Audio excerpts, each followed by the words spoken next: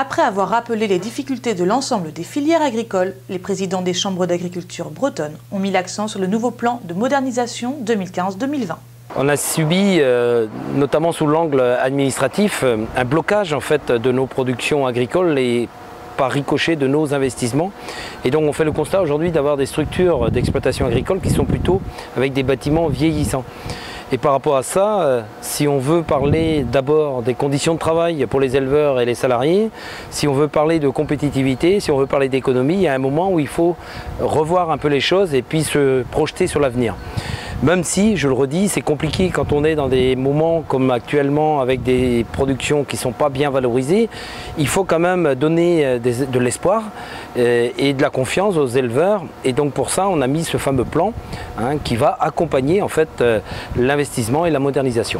Alors même que les trésoreries des exploitations sont en berne, les élus évoquent la nécessité d'investir. Autour de nous, en Europe, il y a des choses qui se font et il y a aussi notamment, je vais dire quelque part, de l'argent de l'Europe et qui ensuite est fléché dans les États membres.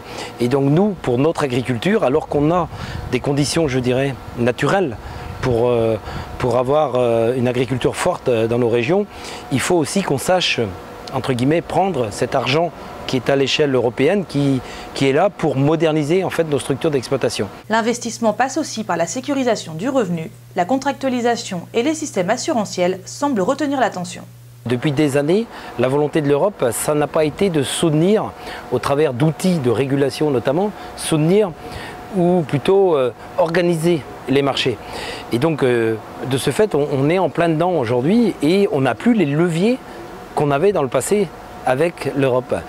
Et c'est pour ça que je crois qu'il faut aujourd'hui, dans les discussions que l'on a dans les différentes filières, imaginer justement cet avenir différemment avec probablement de nouveaux outils. Et c'est là qu'on évoque notamment la notion de la contractualisation.